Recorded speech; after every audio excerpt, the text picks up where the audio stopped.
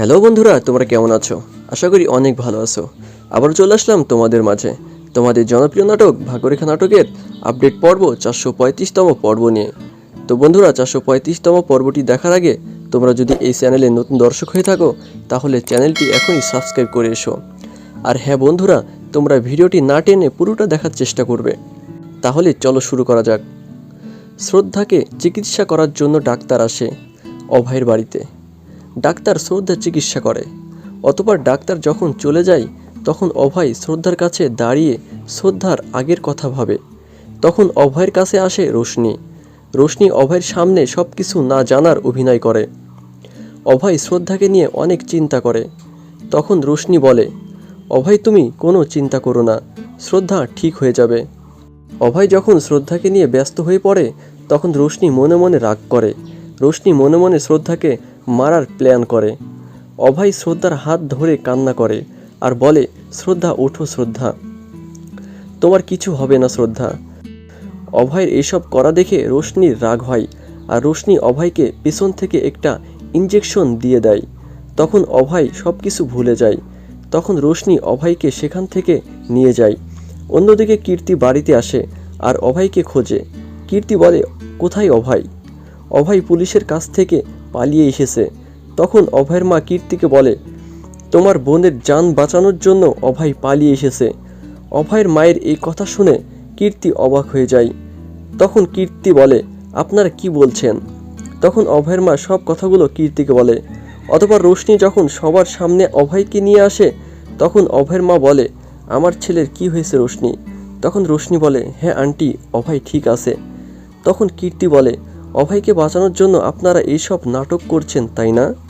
তখন ঋতু বলে, তুমি এইসব কি বলছো কীর্তি? তুমি তোমার পরিবারের কথা একবারও ভাবলে না কীর্তি?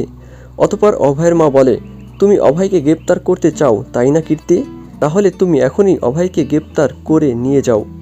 তখন কীর্তি কোনো কথা না বলে চুপ করে দাঁড়িয়ে থাকে আর রোশনি অভয়কে নিয়ে তার রুমে চলে যায়। অন্যদিকে শ্রদ্ধার কাছে আসে ঋতু। ঋতু বলে, শ্রদ্ধা তুমি আমাকে ক্ষমা করে দাও, আমি তোমার সাথে অনেক খারাপ আচরণ করেছি। তখন শ্রদ্ধার একটু করে জ্ঞান আসে আর এটা দেখে ঋতু খুশি হয়ে সবাইকে ডাকতে যায়। ঋতু চলে যাওয়ার পরে শ্রদ্ধার কাছে আসে রোশনি। রোশনি শ্রদ্ধার রুমের দরজা লাগিয়ে দেয় আর রোশনি শ্রদ্ধার অক্সিজেনের মাস্কটি খুলে ফেলে। তখন শ্রদ্ধা আরও বেশি অসুস্থ হয়ে যায় আর এই দিকে অভয় খারাপ স্বপ্ন দেখে আর চিৎকার করে ওঠে। তখন অভয় যায় শ্রদ্ধার রুমে। অভয় এসে দেখে রোশনি শ্রদ্ধার রুমে। অন্যদিকে পুলিশ অফিসার আসে অভয়ের বাড়িতে। পুলিশ অফিসার এসে বলে, কীর্তি তোমাকে আমি অনেক ভরসা করেছি, কিন্তু তুমি অভয়কে আদালতের সামনে হাজির করতে পারোনি। তখন সেখানে আসে অভয় ও শ্রদ্ধা। শ্রদ্ধা এসে প্রমাণ দেখাতে যায় কিন্তু শ্রদ্ধা প্রমাণটি খুঁজে পায় না। তখন রোশনি এসে পুলিশকে বলে, স্যার অভয়ের কোনো দোষ নেই, সব দোষ বরুণের। রোশনির এই কথা শুনে সবাই চমকে যায়। তখন কীর্তি বলে, রোশনি তোমার সাহস কিভাবে হলো এইসব কথা বলার? তখন রোশনি প্রমাণ বের করে আর তখন রোশনির হাত থেকে কীর্তি প্রমাণটি কেড়ে নেয়। অতঃপর পুলিশ অফিসার ব্যাগের মধ্যে থেকে প্রমাণ বের করে। তখন কীর্তি সব কিছু অস্বীকার করে কিন্তু কীর্তির কথা কেউ বিশ্বাস করে না। অতঃপর অভয়ের মা কান্না করে আর বলে, আমি জানি আমার অভয় নির্দোষ। পুলিশ অফিসার বরুণকে গ্রেপ্তার করে আর কীর্তিকে পুলিশের চাকরি থেকে সাসপেন্ড করে দেয়। বরুণকে তখন পুলিশ গ্রেপ্তার করতে যাচ্ছিল তখন বরুণের মা পুলিশকে গ্রেপ্তার করতে দেয় না। বরুণের মা কান্না করে কিন্তু কীর্তির কিছু করার ছিল না। তখন পুলিশ বরুণকে ধরে নিয়ে যায় আর অন্যদিকে রোশনির প্রশংসা করে অভয়ের মা। সবাই মনে করে যে এই প্রমাণগুলো রোশনি জোগাড় করেছে।